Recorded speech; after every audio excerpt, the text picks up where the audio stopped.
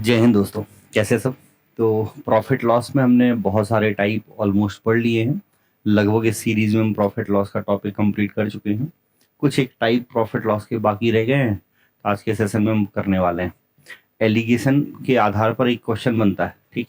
हालांकि एलिगेशन आपने पढ़ा होगा, नहीं पढ़ा है तो मैं एक बार आपको थोड़ा सा बेसिक आपको बता दे रहा हूँ कि एलिगेशन में किस तरीके से कैसे क्या बनेंगे, और उसके आधार पर फिर हम क्वेश्चन करने वाले हैं। लाइव क्लासेस आप करना चाहो तो आप यूट्यूब पे, तो हमारी क्लासेस डेली हम अपलोड कर ही रहे हैं।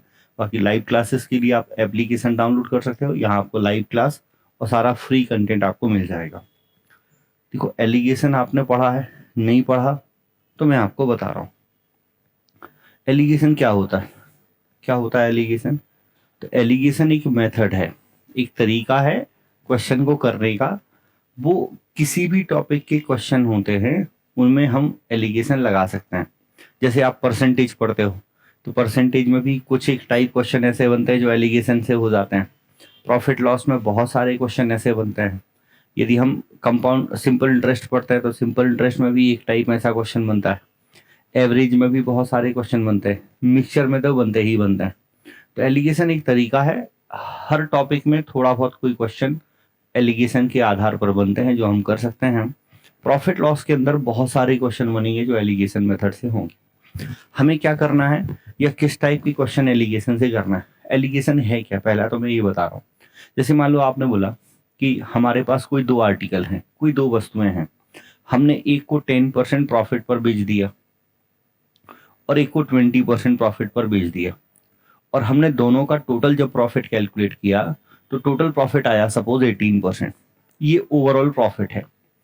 तो ओवरऑल प्रॉफिट को हमने सेंटर में रखा, और जैसे ये 20 से छोटा है तो 20 में से माइनस किया तो 2 आया, और 10 से बड़ा है तो 18 में से 10 माइनस कर दिया तो 8 आ गया।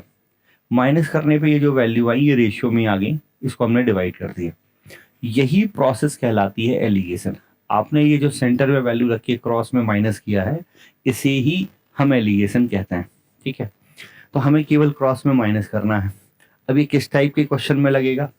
तो कभी भी यदि प्रॉफिट लॉस में आपके पास ऐसा कोई क्वेश्चन हो कि आपके पास कोई दो क्वांटिटी है, दो अलग अलग चीजें हैं, आपने उनमें से किसी एक को कुछ प्रॉफिट परसेंट पर सेल किया, किसी दूसरे को कुछ दूसरे प्रॉफिट या लॉस भी हो सकता है उस पर सेल किया, और उनका एक ओवरऑल प्रॉफिट या लॉस हमें गिवन है, उनका एक ओवरऑल प्रॉफिट या लॉस परसेंट हमें पता है, तो हम एलिगेशन लगा सकते हैं।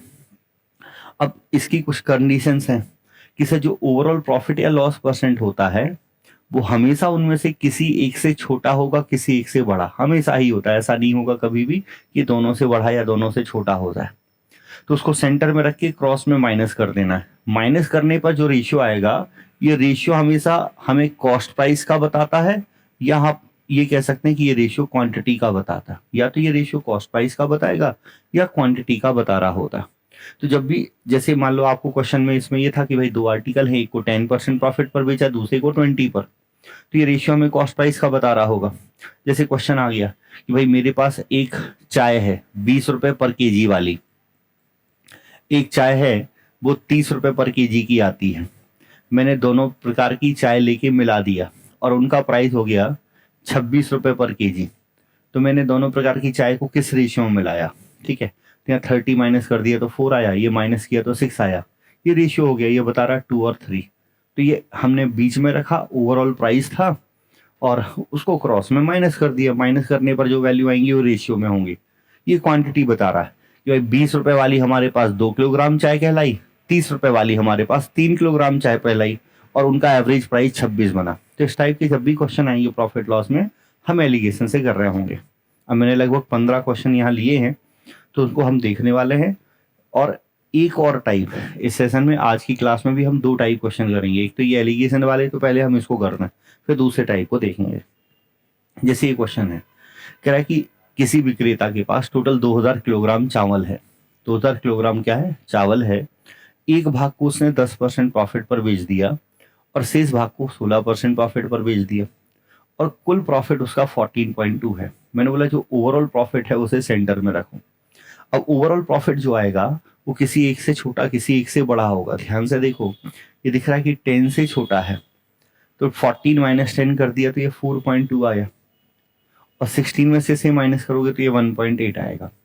माइनस करने पे जो वैल्यू है वो रेशियो में है, पॉइंट हट जाएगा, 6 से डिवाइड करोगे 3 और 7, और ये 3 और 7 क्या बता रहा है, 3 और 7 या तो क्वांटिटी का रेशियो है या प्राइस का रेशियो है। तो आपके पास टोटल 2000 किलोग्राम चावल है। तो आपसे पूछा है कि 10% लाभ पर आपने कितना बेचा, तो मुझे दिख रहा है कि मैंने 10% लाभ पर 3 हिस्से बेचे हैं और 16% लाभ पर मैंने 7 हिस्से बेचे हैं। मतलब टोटल यदि 2000 ग्राम है, 2000 किलोग्राम, तो उसको मैंने 10 हिस्सों में डिवाइड करना है और उसमें से मुझे 3 हिस्से की वैल्यू बतानी है। इसको जब आप मल्टीप्लाई करोगे तो ये कितना आ जाएगा, 600 किलोग्राम। सिंपल सा इतना ही होना है। बस एक चीज हम करेंगे कि यदि लॉस हो रहा होगा तो हम माइनस साइन लिख लेंगे, प्रॉफिट है तो प्लस में ही लिखना होगा। जैसे ये क्वेश्चन है, इसमें कह रहा है कि एक आदमी घोड़ा और एक गाड़ी को 40,000 रुपए में खरीदता है और घोड़े को, हॉर्स को उसने 10% के प्रॉफिट पर बेच दिया, ठीक है, और गाड़ी पर 5% का लॉस हुआ। तो लॉस हुआ तो मैं -5 लिखूंगा, और पूरे लेन देन में 1% का प्रॉफिट हुआ। पूरे लेन देन में जो प्रॉफिट है वो 1% है। सर मैंने बोला सेंटर वाली वैल्यू किसी एक से बड़ी किसी एक से छोटी होती है।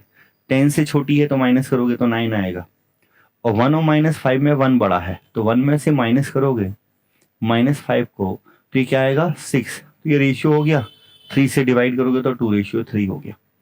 अब आपसे पूछ रहा है कि आप ये बताओ कि घोड़े का क्रय मूल्य कितना था, ठीक है, किस घोड़े का। तो आपको पता है कि घोड़े को आपने 10% प्रॉफिट पर बेचा, मतलब मुझे 2 हिस्से की वैल्यू निकालनी है। डिवाइड करोगे टोटल 5 से तो कितना आ जाएगा आपका, 16,000 आंसर बनेगा। नेक्स्ट क्वेश्चन ये रहा, क्या कह रहा है इस क्वेश्चन को और देख लेते हैं। किसी व्यापारी के पास 50 किलोग्राम चावल है जिसका एक हिस्सा 10% लाभ पर, दूसरा 5% हानि पर। सर हानि है तो माइनस लिखोगे, तो एक पे 10 प्रॉफिट है, दूसरे पे 5 हानि है, और ओवरऑल उसे 7% का क्या हुआ, प्रॉफिट हुआ। 10 - 7 कितना आएगा, 3। 7 में से माइनस करोगे -5 को तो कितना आ जाएगा, 12। तो ये रेशियो हो गया 4:1। रेशियो होगा 4:1। कह रहे 10% पर कितना बेचा, मतलब 4 यूनिट की वैल्यू निकालनी है। तो 50 को 4 से मल्टीप्लाई करोगे, दोनों का टोटल 5 से डिवाइड करोगे तो 40 kg आपका आंसर बनेगा। तो एलिगेशन से जो भी क्वेश्चन हो रहे होते हैं वो क्वेश्चन होंगे बहुत आसान। मतलब यदि आप एलिगेशन से क्वेश्चन कर रहे हैं तो बड़े सिंपल से क्वेश्चन है, एक रेशियो निकालना है, आंसर आ जाएगा। 200 दर्जन आम थे, उसने उनमें से कुछ आम को 20% प्रॉफिट पर, सर कुछ को 20% प्रॉफिट पर बेचो, कुछ को 10% प्रॉफिट पर, तो दोनों बार प्रॉफिट ही है तो प्लस साइन आएगा, और ओवरऑल प्रॉफिट जो है वो 13 है, ठीक। तो 13 - 10 करोगे तो 3, 20 - 13 तो 7। तो ये रेशियो हो गया। आपसे पूछ रहा है 20% लाभ पर आपने कितना बेचा, तो 20% लाभ पर मुझे दिख रहा है कि 3 हिस्से हैं, डिवाइड करोगे 10 से, ठीक है, कितना आ जाएगा, 60 किलोग्राम। तब ये क्वेश्चन आपसे बन जाएगा। वीडियो पॉज करके आप कैलकुलेट करिएगा। कह रहे 2 वस्तुओं का कुल क्रय मूल्य 2000 है, उनमें से एक को मैंने 12% प्रॉफिट पर बेच दिया, ठीक सर, और दूसरे को 12% की हानि पर, दूसरे को 12% की हानि पर, और कह रहा है कि इस लेन देन में समग्र लाभ 1.2% है, ठीक है, लाख नहीं लिखा है, ये लाभ लिखना चाह रहा है। ओवरऑल प्रॉफिट 1.2% है तो वह ओवरऑल 1.2% लिखूंगा। अब देखो ये इससे बढ़ा ही है, 1.2 में से माइनस करोगे -12 को तो ये कितना आ जाएगा, 13.2, और यहाँ इसमें से इसे माइनस करेंगे तो क्या आएगा, 10.8, ठीक है, ये आ गया। आप इसको चाहो तो डिवाइड कर सकते हो, 12 से डिवाइड हो रहा है, पॉइंट दोनों जगह से हट जाएगा, 12 से 11 बार, और ये 9 टाइम्स, ये रेशियो बन गया।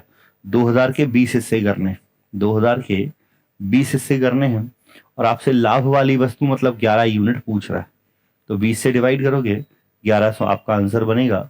ऑप्शन बी करेक्ट है। तो देखो सारे क्वेश्चन आपके बड़े आसानी से हो जा रहे हैं, 1-2 स्टेप आपको करने पड़ेंगे बस। एक दुकानदार 50 पेंसिल का एक पैकेट जिसमें 10 रुपए प्रति पेंसिल है खरीदता है, और पैकेट का एक हिस्सा 30% के लाभ पर और शेष पर 10% की हानि से बेचता है। एक पर 30% का प्रॉफिट हुआ और शेष पर 10% की हानि। ट्राई तो कर रहे हो ना आप, ठीक है, ऐसा तो है नहीं कि वीडियो पॉज करके आप ट्राई ही नहीं कर रहे। भाई क्वेश्चन आपको समझ आ गया, लॉजिक आपको क्लियर है, आप एक बार क्वेश्चन को ट्राई भी कर सकते हो। जैसे मैं 7-8-10 क्वेश्चन करा दे रहा हूँ, एक क्वेश्चन में ही आप चीजें समझ गए थे, अब आपको खुद से क्वेश्चन करना चाहिए। पूरा लाभ जो है वो 10% है, तो मैंने माइनस किया तो ये 20, 10 में से माइनस करोगे -10 तो ये भी 20, तो रेशियो 1:1 आ गया। कह रहा है कि लाभ पर बेचे गए पेंसिल की संख्या, तो मेरे पास टोटल जो पेंसिल है वो 50 पेंसिल हैं और दोनों मैंने बराबर बराबर बेची हैं, मतलब 25 मैंने प्रॉफिट पर बेची हैं और 25 मैंने लॉस पे बेची है। तो मुझे 25 पर प्रॉफिट हुआ है, 25 पर क्या हुआ है, मुझे लॉस हुआ है। समान मात्रा में दो बड़ी संख्या में संतरे, जिनमें से एक की कीमत 20 रुपए प्रति दर्जन है और दूसरे की 30 रुपए प्रति दर्जन है, दोनों को साथ में मिलाकर पूरी मात्रा को 24 की कीमत से बेच दिया जाता है, लाभ या हानि बताओ।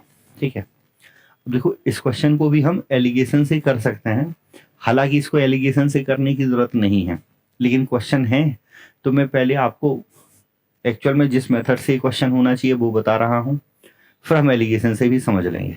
सबसे पहला पॉइंट लिखा है समान मात्रा में दो बड़ी संख्या में संतरे, जिनमें से एक की कीमत 20 रुपए दर्जन थी, एक की 30। तो मान लो कि भाई 20 रुपए प्रति दर्जन वाला मैंने एक दर्जन खरीदा और 30 रुपए प्रति दर्जन वाला एक दर्जन खरीदा, तो फाइनली यदि देखे जाए तो मेरे पास 2 दर्जन हो गए और 2 दर्जन की कीमत हो गई 50 रुपए। 2 दर्जन की कीमत कितनी हो गई, 50 रुपए, और मैं पूरी मात्रा को 24 रुपए प्रति दर्जन बेचता हूं। सर एक दर्जन 24 में, तो 2 दर्जन कितने में बेचोगे, 48 में। तो 50 आपका कॉस्ट प्राइस था, ये आपका सेलिंग प्राइस था, तो यहाँ कितना लॉस दिख रहा है, 2 रुपए, और 50 पर निकालोगे। अब इसको जब हम कैलकुलेट करने जाएंगे तो ये 4% का लॉस आ जाएगा। ठीक, तो इसमें मुझे ज़रूरत ही नहीं कि मैं एलिगेशन लगाऊं, लेकिन मुझे एलिगेशन जैसे आपको सीखना हो तो आपको मैं एक बार बता दे रहा हूँ। एक की कीमत थी 20 रुपए दर्जन, एक की कीमत थी 30 रुपए, और क्वेश्चन में ये पता था कि दोनों की मात्रा समान है, दोनों की मात्रा समान है। अब देखो बहुत ध्यान से सुनिएगा, यहाँ आपको 2 पॉइंट नए पता चलेंगे जो आगे यूज होने हैं। सर मुझे सेंटर वाली वैल्यू नहीं पता, मुझे ये नहीं पता कि दोनों का एवरेज कॉस्ट प्राइस क्या है। सर मैंने पूरी मात्रा को 24 रुपए प्रति दर्जन बेचा है, तो एवरेज सेलिंग प्राइस तो पता है लेकिन कॉस्ट प्राइस नहीं पता। तो ऐसा नहीं होगा कि मैं यहाँ 24 लिख के एलिगेशन लगा दूं, क्योंकि 24 तो सेलिंग प्राइस है, ये कॉस्ट प्राइस है, मुझे एवरेज कॉस्ट प्राइस चाहिए है। ठीक, अब जब भी आपको सेंटर की वैल्यू ना पता हो तो एलिगेशन कैसे लगाओगे, तो उसके लिए यदि सेंटर की वैल्यू नहीं पता तो डेफिनेटली ये रेशियो दिए होंगे, तो आपको करना ये है कि इनका जो डिफरेंस है उसको इस रेशियो में बांट दो। जैसे इनका डिफरेंस दिख रहा है 10, 10 की यदि मैं 2 हिस्से करूं तो 2 से डिवाइड करोगे तो ये 5 आ जाएगा, ये भी 5 आएगा। अब मुझे ये पता है कि सेंटर वाली वैल्यू किसी एक से बड़ी है, तो कन्फर्म है 20 से बड़ी होगी, 30 से छोटी होगी, मतलब जब मैं इसमें से 20 माइनस करूंगा तो 5 आएगा। मीन्स ये नंबर 20 + 5 25 के बराबर होगा। 30 में से 25 माइनस करोगे तो ये 5 आएगा। तो आपको ओवरऑल कॉस्ट प्राइस पता चल गया कि 25 है, सेलिंग प्राइस 24 है, तो भाई 25 की चीज को 24 में बेचने पर लॉस है 1 रुपए का, और लॉस किस पे निकालोगे, 25 पे, तो ये 4% ही आएगा। ठीक, तो हालांकि मैंने बोला ये क्वेश्चन वैसे ही बहुत आसान था, तो जरूरत कहाँ है कि हम एलिगेशन करें, लेकिन आपको समझना है। एक तो यहाँ से 2 बातें आपको ध्यान रखनी है कि कभी भी हम एलिगेशन लगा रहे हैं तो ऐसा नहीं होगा कि हम कहीं कॉस्ट प्राइस कहीं सेलिंग प्राइस लिख लें और एलिगेशन लगा दें। हमें ओवरऑल सभी जगह कॉस्ट प्राइस ही लिखना है, तभी एलिगेशन लगेगा। और दूसरा, यदि सेंटर की वैल्यू नहीं दी है तो एलिगेशन कैसे लगाते हैं वो भी अच्छे ध्यान से सोचोगे कि हम इनके डिफरेंस को इस रेशियो में बांट देते हैं। अभी आगे यूज होना है। जैसे ये क्वेश्चन है, कह रहे कि एक दूध वाला 750 रुपए में 2 गाय खरीदता है, वह पहली को 22% के प्रॉफिट पर बेच रहा है, एक पर 22% का प्रॉफिट है, दूसरी को 8% की हानि से बेचता है, एक पर 8% की हानि है, और पूरे सौदे में ना लाभ ना हानि है। Sir no profit no loss का मतलब आपको पहले भी बताया है, आपने यदि सारी क्लासेस रेगुलरली देखी हैं तो आप समझ रहे हैं कि नो प्रॉफिट नो लॉस का मतलब ओवरऑल 0% का प्रॉफिट है। नो प्रॉफिट नो लॉस का मतलब होता है टोटल 0% प्रॉफिट। तो यदि ध्यान से देखें तो यहाँ मेरा जो ओवरऑल प्रॉफिट है ना वो 0% हो जाएगा। ओवरऑल प्रॉफिट क्या है, 0। अब मैंने बोला सेंटर की वैल्यू कंफर्म है, एक से बड़ी होगी एक से छोटी, जीरो और -8 में जीरो बड़ा होता है, तो जीरो में से माइनस करोगे -8 को तो 8 आ जाएगा। ये 22 में से माइनस करोगे तो ये 22, तो ये रेशियो हो गया। डिवाइड कर सकते हैं, 4:11 आपका आंसर रेशियो बनेगा। अब मेरे से पूछा है कि दूसरी का विक्रय मूल्य बताओ, ठीक है।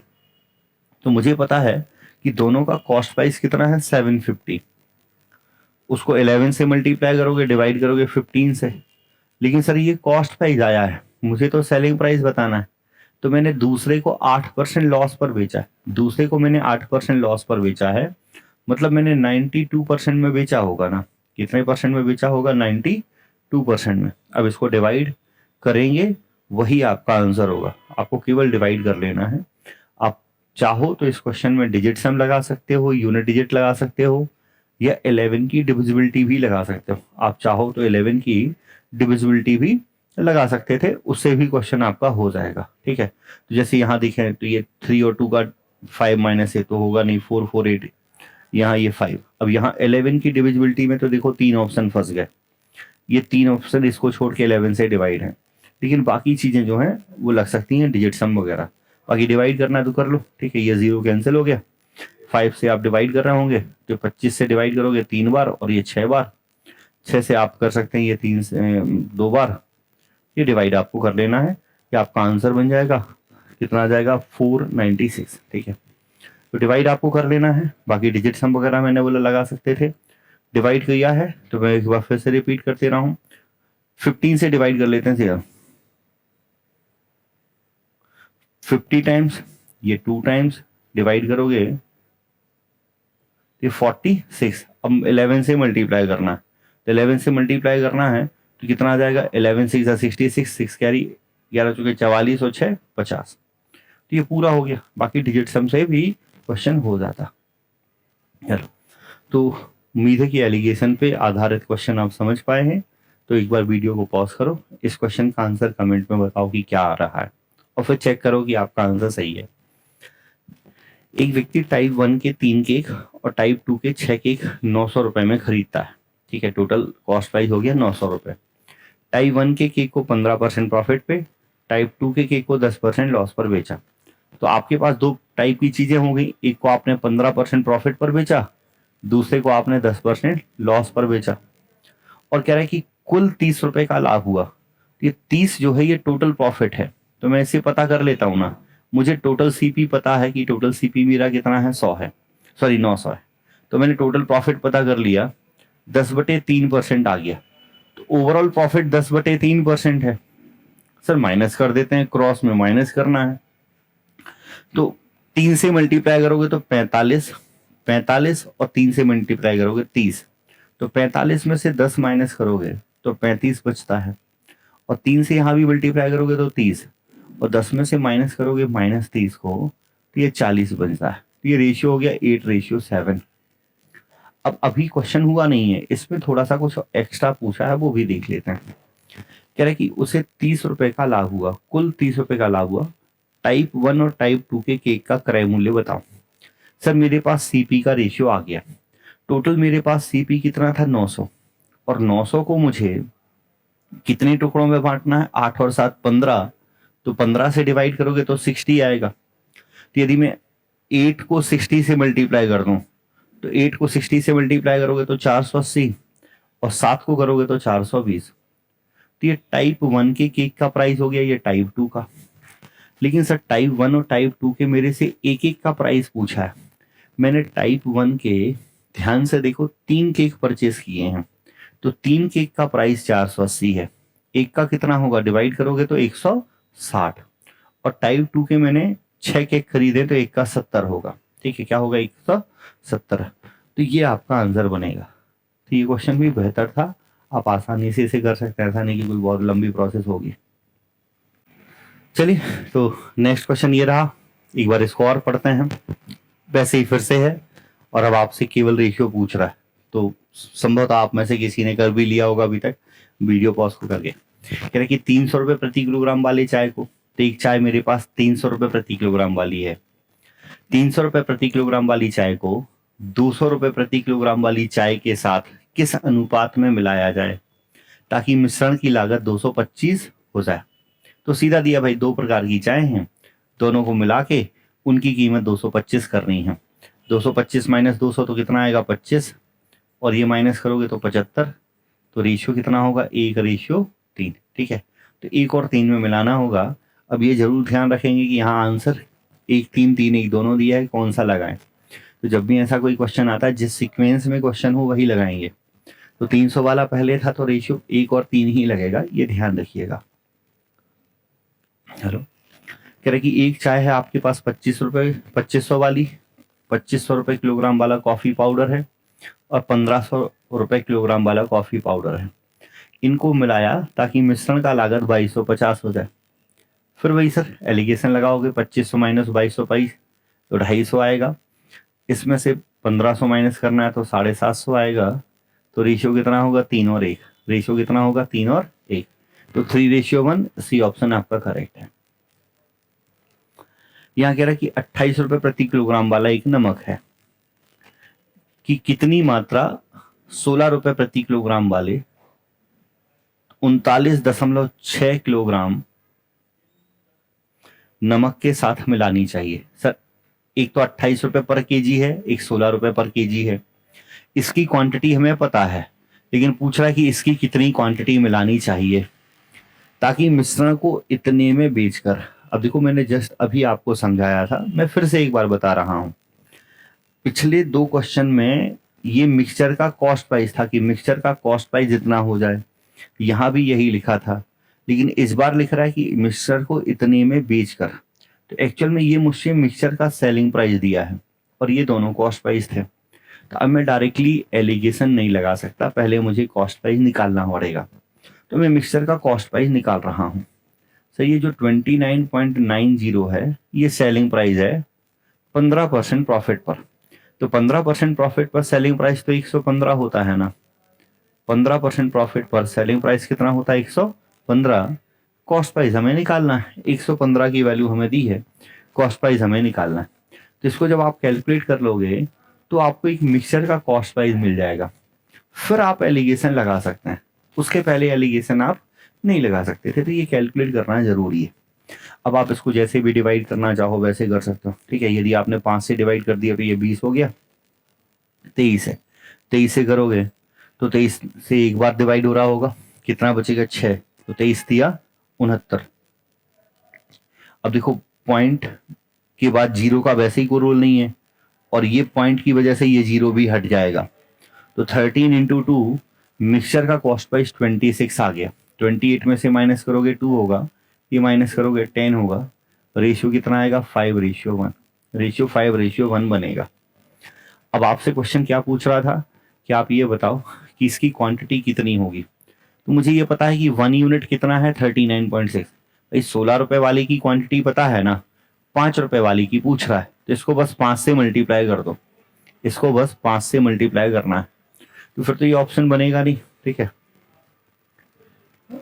इंग्लिश में क्या लिखा था, mixed with 39 point kg of salt costing ₹16 per kg, so that selling the mixture at rupees this there is a gain of 15%। ठीक है, ये 15% प्रॉफिट पर सेलिंग प्राइस है। तो कॉस्ट प्राइस हमने निकाला, मिक्सचर का कॉस्ट प्राइस कितना आ गया हमारा 26। ठीक है, 23 से डिवाइड करोगे 20 हो गया, 23 एकम 23, 6 बचेगा, 23 दिया 69, 13 दूनी 26। तो ये ऑप्शन थोड़े से जो है वो सही नहीं लिखे हैं, ऑप्शन क्या लिखे हैं गलत लिखे हैं। ठीक है, मेरे लिए ये पता चल गया कि ये क्वांटिटी जो है ये 2 यूनिट है, मतलब ये 1 यूनिट है। इसकी वैल्यू मुझे दी है और 5 की वैल्यू मुझे पूछ रहा है, तो मुझे 5 से मल्टीप्लाई करना पड़ेगा। तो मेरा आंसर जो है वो और बड़ा नंबर आएगा। तो ऑप्शन यहाँ गलत लिखे हुए हैं। यहाँ क्या कह रहा है, कह रहा है कि 60 रुपये प्रति किलोग्राम वाली चीनी को 42 रुपये प्रति किलोग्राम वाली चीनी के साथ। तो अब आप एक बार करो, एक चीनी 60 वाली है, एक है 42 वाली, किस अनुपात में मिलाए मिश्रण को इतने में बेचकर। सर ये फिर मिश्रण का विक्रय मूल्य दिया है 56, 12% प्रॉफिट पे, मतलब ये 112 की वैल्यू है। हमने कॉस्ट प्राइस निकाला, मिक्सचर का कॉस्ट प्राइस आ गया 50। अब एलिगेशन लगा दो, ये कितना होगा 10, ये कितना होगा 8, रेशियो बनेगा 4:5। रेशियो कितना बनेगा 4:5। ही आपका करेक्ट आंसर होगा। समझ पाएंगे। तो ये सारे जो क्वेश्चन थे ये क्वेश्चन थे एलिगेशन आधारित। अब मैंने बोला था कि इस क्लास में मैं आपको 2 टाइप क्वेश्चन कराने वाला हूँ। ये लगभग सारे क्वेश्चन हमने एलिगेशन बेस्ड क्वेश्चन देख लिए, जो एलिगेशन के आधार पर प्रॉफिट एंड लॉस के अंदर बनते हैं। 13 क्वेश्चन करीब मैंने आपको कराए हैं। अब एक क्वेश्चन मिक्सचर के अंदर और आता है, ठीक है।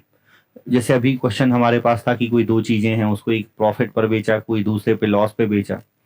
वैसे ही इसमें भी आपके पास कोई 2 आर्टिकल होते हैं, लेकिन इसको करने का तरीका अलग है, इनको करने का तरीका अलग अलग होगा। तो इस पैटर्न के आधार पर भी मैंने बहुत सारे क्वेश्चन लिए हैं, 14, 15, 16, 17, 18, 19, 20, ठीक है।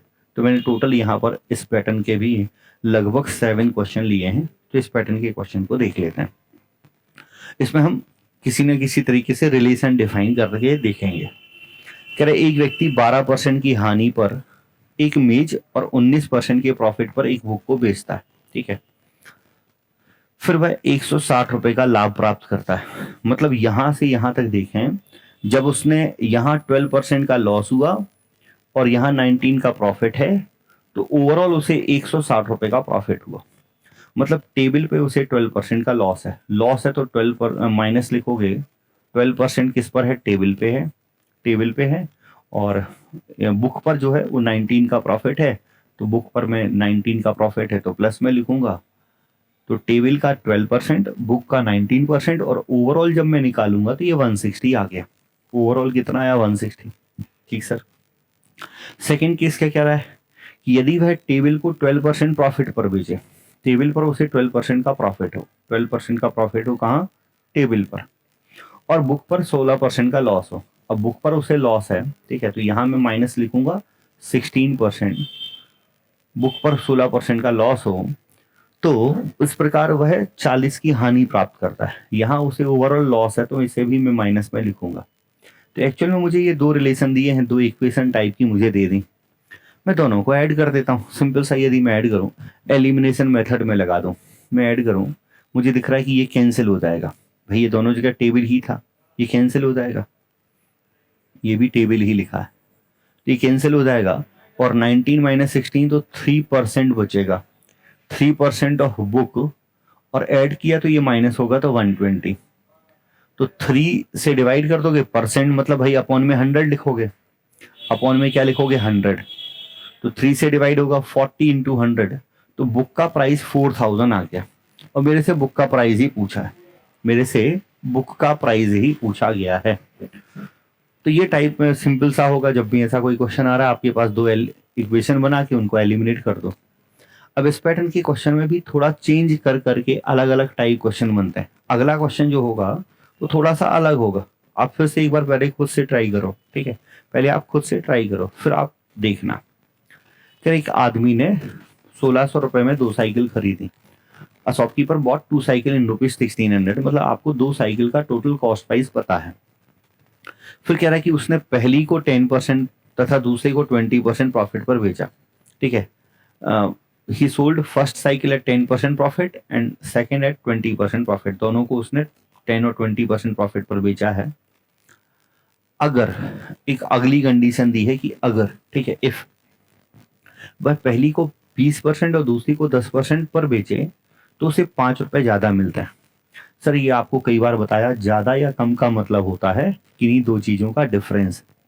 तो कह रहा है कि यदि वो पहली को 20% पर और दूसरे को 10 पर बेचे तो उसे 5%, 5 रुपए ज्यादा प्रॉफिट होगा।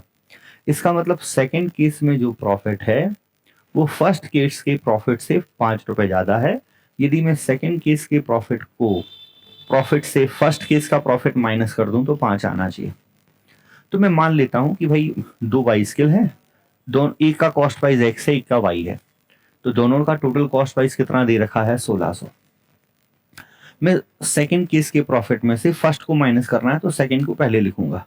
तो अगर कह रहा है कि यदि पहले पर 20%, मतलब पहले पे उसे 20% प्रॉफिट होता, ठीक है, दूसरे को 10% प्रॉफिट पर बेचे, दूसरे पर उसे 10% का प्रॉफिट है, पहले पर 20 दूसरे पर 10, तो 5 रुपए ज्यादा मिलेंगे।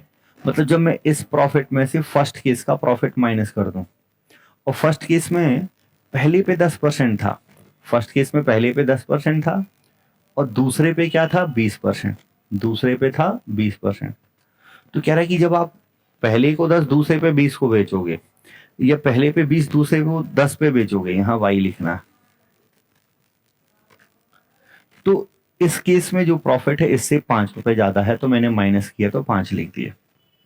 अब ध्यान से देखो, इसमें से माइनस करना है, तो 20 में से 10 माइनस करोगे तो 10 बचेगा, तो x का 10%, और 10 में से माइनस करोगे 20 को तो ये -10 बचेगा, ये भी 10%, और इक्वल में 5 है, तो सर 10% से डिवाइड कर देते हैं, 10% का मतलब 1/10, तो x माइनस वाई 50 आ गया, और x प्लस वाई की वैल्यू मुझे कितनी दे रखी है, 1600। अब आपसे जो भी पूछा है आप कैलकुलेट कर सकते थे, या आपका आंसर आ जाएगा। ठीक, चलिए अब इस क्वेश्चन की खासियत सुनिएगा बहुत ध्यान से। देखो ये पेपर का क्वेश्चन है, आप गूगल पे डालो, सर्च करो, आपको पता चल जाएगा कि इस एग्जाम का कब का पूछा गया क्वेश्चन है, और पेपर के ऑप्शन सेट हैं। तो एग्जामिनर ने जानबूझ के ऑप्शन सेट किए हैं कि यदि कोई बच्चा जागरूक है, ठीक है, समझदारी से पेपर दे रहा है, चीज़ों को घर पे अच्छे से पढ़ के गया है, तो चुटकियों में पेपर को बिना पेन पेपर के कर सकता था। मुझे दिख रहा है कि दोनों का कॉस्ट प्राइस है 1600। ध्यान से देखो, यदि मैं इन दोनों को ऐड भी कर देता हूं तो ये 1600 नहीं हो रहा, मैं इनको ऐड करता हूं तो 8 और 7 15, ये 1600 हो रहा है। मैं इनको ऐड कर देता हूं तो 9 और 8 1700 हो गया। मैं इनको ऐड करता हूं तो 7 और 6 1300 हो रहा है। मतलब मेरे पास एक ही ऑप्शन बचा, मेरे पास ऑप्शन ही नहीं है जिनका टोटल 1600 हो रहा हो। ठीक है, तो इस क्वेश्चन को एक, हालांकि मुझे सीखना है तो मुझे करने की जरूरत है, ऐसा नहीं कि हम भूल ही जाएं, मेथड ही ना सीखें। एग्जामिनर का मूड है, उसने ऑप्शन ऐसे सेट किए।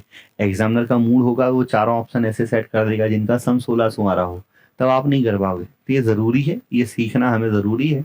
बाकी इस क्वेश्चन का आंसर हम विदाउट पेन पेपर दे सकते थे। इसमें देखो ये सेम क्वेश्चन है जो अभी मैंने आपको कराया, एज इट इज़ वही क्वेश्चन है। इसको आप करोगे, ये आपका होमवर्क कहलाया, आप कमेंट करोगे। कह रहे कि एक बुक है और एक कलम है, पेन है, दोनों का टोटल प्राइस 25,000 है। ये फिर देखो पेपर का क्वेश्चन है, यदि मैं 13 और 11 जोड़ता हूँ, 13 और 11 जोड़ता हूँ 500 500, तो ये 25,000 हो रहा है। देखो यहाँ मैं 13 12 जोड़ूंगा 500 500, तो ये 25 से ज़्यादा हो जाएगा। यहाँ यदि हो जोड़ोगे तो ज़्यादा हो गया, यहाँ जोड़ोगे तो ये भी ज़्यादा हो गया, तो फिर से एक ही ऑप्शन बचा। बाकी पूरा जैसे अभी मैंने इक्वेशन बनाई है वैसे ही करके आप इस क्वेश्चन को खुद से एक बार जरूर करेंगे। आपको खुद के लिए करना है, खुद को ही तो सीखना है। एक आदमी ने एक किताब को 9% प्रॉफिट पर बेचा और एक कलम को 13% प्रॉफिट पर बेचा। यदि वह पुस्तक को 13 और इसको 9 पर बेचे तो 80 रुपए अधिक का लाभ होगा। मतलब सेम क्वेश्चन फिर से है कि सेकंड केस का जो प्रॉफिट है फर्स्ट केस के प्रॉफिट से ज़्यादा है, और दोनों का टोटल क्रय मूल्य जो है वो 20,000 दिया है। मैं फिर से जोड़ रहा हूँ, देखो ये 20,000 हो गया, 9 और 6 15 ये नहीं है, 10 और 8 18 ये नहीं है, 11 12 ये ज़्यादा हो गया। तो ये क्वेश्चन फिर ऑप्शन से हो गया। फिर आप देखो टोटल आपका कितना आंसर आ गया, 20,000 आपका आंसर आ रहा है। लेकिन मैंने आपसे बोला कि ज़रूरी नहीं है कि ऐसा हो, और एग्जामिनर का मूड है वो ऑप्शन सेट कर सकता है। तो आपको एक बार बेसिक से ट्राई करना है। मैंने एक क्वेश्चन बता दिया है, आपकी प्रैक्टिस के लिए क्वेश्चन है, आप इनको करेंगे और ध्यान से एक बार सोचेंगे। यहाँ क्वेश्चन थोड़ा सा फिर मुझे लग रहा है कि चेंज है। एक आदमी एक टेबल को, मेज को 15% प्रॉफिट पर और चेयर को, कुर्सी को 12% हानि पर बेचता है और लाभ के रूप में 549 रुपये कमाता है। ठीक है, तो मुझे एक इक्वेशन पता चल गई कि टेबल पर मुझे 15% का प्रॉफिट होगा और चेयर पर मुझे 12% का लॉस होगा, और ओवरऑल जो है मुझे 549 रुपये मिलेंगे। ओवरऑल मुझे 549 रुपये मिलेंगे। ठीक सर, अब अगली कंडीशन क्या है कि यदि मेज को 12% हानि पर और कुर्सी को 15% लाभ पर बेचता है तो उसे नो प्रॉफिट नो लॉस होता है, ना लाभ ना हानि। सर इस कंडीशन को आप बहुत अच्छे से समझ रहे हैं, हमने ऑलरेडी इस कंडीशन को पहले भी क्वेश्चन कराए हैं। आज की ही सेशन में शुरुआत में मैंने आपको समझाया था। नो प्रॉफिट नो लॉस के एक्चुअल में 3 मतलब निकलते हैं, मुझे तीनों पता होना चाहिए। नो प्रॉफिट नो लॉस है, तो भाई नो प्रॉफिट नो लॉस कब होता है, नो प्रॉफिट नो लॉस कब होता है, उसकी 3 बातें। पहली तो ये कि जब आपका टोटल सीपी टोटल एसपी के इक्वल हो तो नो प्रॉफिट नो लॉस होता है, टोटल सीपी टोटल एसपी के इक्वल हो। दूसरा ये है कि नो प्रॉफिट नो लॉस है, मतलब ओवरऑल मेरा प्रॉफिट 0% है या लॉस 0% है। और तीसरा ये कि भाई कोई 2 आर्टिकल हैं, उन दोनों को सेल करने पर नो प्रॉफिट नो लॉस है। मतलब डेफिनेटली उनमें से किसी एक पर कुछ प्रॉफिट है, किसी एक पर कुछ लॉस है, और वो जो प्रॉफिट और लॉस की वैल्यूज होंगी वो प्रॉफिट और लॉस की वैल्यू हमेशा इक्वल होती हैं। ये तीन बातें हमें अच्छे से याद रखनी है। तो नो प्रॉफिट नो लॉस है मतलब टोटल सीपी टोटल एसपी के इक्वल कहलाया और प्रॉफिट लॉस के इक्वल कहलाया। तो क्वेश्चन कह रहा है कि जब आप टेबल को 12% लॉस पर बेचते हो और चेयर को 15% प्रॉफिट पर, तो नो प्रॉफिट नो लॉस होता है। इसका मतलब ये हुआ कि जो टेबल का 12% है, जो टेबल का 12% है और चेयर का 15% है, ये दोनों ही इक्वल होंगे। भाई एक पर मुझे कुछ प्रॉफिट हुआ है और एक पर मुझे कुछ लॉस है और हासिलाई मेरे जीरो है, मेरे हाथ में जीरो आया, तो कंफर्म है ना कि जो प्रॉफिट और लॉस है वो आपस में इक्वल होंगे, तभी तो ऐसा होगा। ये दोनों इक्वल कहलाए। तो यहां से मुझे ये पता चल गया कि ये दोनों चीजें इक्वल है। ठीक, तो यहां से मुझे टेबल और चेयर का रेशियो मिलेगा, 15 और 12 आएगा, 3 से डिवाइड कर सकते हो 5/4। तो मुझे टेबल और चेयर के कॉस्ट प्राइस का रेशियो मिल गया। अभी मैंने फर्स्ट कंडीशन का कोई यूज ही नहीं किया है। अब इस क्वेश्चन को मैं केवल इस सेकंड कंडीशन का यूज करके ही आंसर दे सकता हूं। फिर आप ऑप्शन से चेक करो कि किस ऑप्शन में दोनों के सीपी का रेशियो 5 और 4 आ रहा है। तो यदि मुझसे क्वेश्चन में पहले टेबल लिखा है तो मैं पहले टेबल का सीपी आंसर में दूंगा, बाद में चेयर का। यदि टेबल का सीपी ये है, चेयर का ये है, तो जब मैं इसका रेशियो लिखूंगा तो ये 4 और 5 आएगा। सर ये 5 और 4 नहीं आ रहा है। इसका लिखूंगा तो ये 5 और 8 आ रहा है। इसका लिखूंगा तो 9 7 है, इसका 7 9 है। ये तीन ऑप्शन तो हो ही नहीं सकते। हालांकि ऑप्शन ए भी गलत ही है, लेकिन अब यहाँ कोई भी ऑप्शन बाकी के सही नहीं है, इसीलिए हम कह सकते हैं कि ए सही है। यदि दो ऑप्शन ऐसे लिखे होते दो ऑप्शन होते जिसमें 8000 10,000 या 10,000 8,000 है, तो फिर मैं सेकंड ऑप्शन को प्रेफरेंस देता। अभी तो मैं ये कह सकता हूँ कि फर्स्ट ऑप्शन हमारा सही है। लेकिन बेसिक से करना चाहो तो कैसे करोगे? तो आपको टेबल का प्राइस पता चल गया कि मान लो ये है, तो इसको हम 5x ले लेते हैं, इसको 4x ले लेते हैं, यहाँ उनको रख देंगे, उनका डिफरेंस ये दिया हुआ है तो हम x फाइंड करेंगे, x को वापस यहाँ रख देंगे। तो बेसिक से करना हो तो कहानी ये रहेगी, आप उसको ट्राई कर सकते हैं। नेक्स्ट क्वेश्चन, ये फिर वैसे ही कुछ क्वेश्चन है। देखो यहाँ कह रहा है कि एक आदमी बुक को, एक किताब और एक मेज को, बुक और टेबल को इतने परसेंट प्रॉफिट पर बेचता है और लाभ के रूप में इतने रुपए कमाता है। ये पहली कंडीशन हो गई। दूसरी कंडीशन है कि यदि वो बुक को इतने परसेंट के प्रॉफिट पर और टेबल को इतने परसेंट के लॉस पर बेचे तो उसे कोई लाभ हानि नहीं होते। तो मैं इसी कंडीशन से बात करता हूँ। यदि नो प्रॉफिट नो लॉस है, इसका मतलब बुक का जो 16 2/3% होगा, बुक का जो 16 2/3% है वो इक्वल होगा टेबल के 11 1/9% के। अब आपको ये फ्रैक्शन वैल्यू याद है कि इसका मतलब होता है 1/6 और इसका मतलब होता है 1/9। तो यहाँ से मुझे बुक और टेबल का रेशियो पता चल गया 6/9, या 3 से डिवाइड करोगे तो 2/3, 6/9 या 2/3। अब मेरे से पूछा है उनके सीपी का पता करना है। फिर से रेशियो 2 और 3 चाहिए। सर ये रेशियो तो 7 और 9 है, ये रेशियो 8 और 3 है, तो ये ऑप्शन हो नहीं सकते। ये रेशियो ध्यान से देखो तो 1 और 2 है, ये नहीं हो सकता। इसको ध्यान से देखो, ये 2 और 3 रेशियो आएगा। तो कौन सा ऑप्शन होगा? ऑप्शन सी करेक्ट है। बाकी बेसिक से मैं आपको बता चुका हूँ, आप ट्राई करना चाहो तो कर सकते हो। तो ये आपका होमवर्क कहलाया, इसको कर लेना। ये वैसे ही होना है जैसे हमने ऑलरेडी कराया था शुरुआत में, क्वेश्चन इक्वेशन बना के। टेबल को हमने 12.5% के प्रॉफिट पर बेचा है, शेयर को 8 से 1/3% का लॉस हुआ है और पूर्ण रूप से 25 का लाभ हुआ, मतलब इन दोनों का टोटल 25 है। और यहाँ पर फिर कह रहा है नो प्रॉफिट नो लॉस है। तब एक क्वेश्चन को आप करेंगे, अभी नो प्रॉफिट नो लॉस वाले ये 2 क्वेश्चन मैंने आपको करा दिए। तो टोटल 20 क्वेश्चन हमने किए हैं, उनमें से 3-4 क्वेश्चन मैंने आपको होमवर्क दिए हैं। यदि आप रेगुलरली पढ़ रहे हैं, सिंसियरली थोड़ा सा, तो आप सभी के कमेंट आंसर में ज़रूर बताएंगे कि किस क्वेश्चन का क्या आंसर आपका आया है। बाकी कोई क्वेरी है, कोई डाउट है, तो जो हमारा टेलीग्राम चैनल है MPIQ ऑफिशियल, अब वो ज्वाइन कर लो। MPIQ ऑफिशियल ये हमारा टेलीग्राम चैनल है, इसको आप ज्वाइन कर सकते हैं और एप्लीकेशन डाउनलोड कर सकते हैं MPIQ ऑफिशियल अभिषेक मिश्रा। जिस पे आपको सारी फ्री क्लासेस भी मिल जाएंगी, लाइव क्लासेस भी आपको मिल जा रही होंगी। तो नेक्स्ट वीडियो में हम इसके आगे की कुछ और एक टाइप रह गए हैं उसके साथ मिलेंगे। बाकी सीरीज में मैं आपको A to Z 100% मैथ कराने वाला हूँ, ये विश्वास रखिएगा। बीच में कोई टॉपिक से हम ऐसा नहीं होगा कि छोड़ेंगे। 2023 के जो भी पेपर हैं, 2024 के, उन सभी पेपर के लिए हम मैथ्स पूरी पढ़ेंगे। तो लक्ष्य है 2024 में NTPC का, RRB का, और भी जो आगे पेपर आएंगे, SSC का, CGL CHSL का, या स्टेट की कोई पेपर आ रहे हैं, मैथ्स आपका इससे बाहर नहीं जाएगा। तो नेक्स्ट क्लास में इसके आगे क्वेश्चंस के साथ मिलते हैं, तब तक सब पढ़ते रहिएगा। Thank you.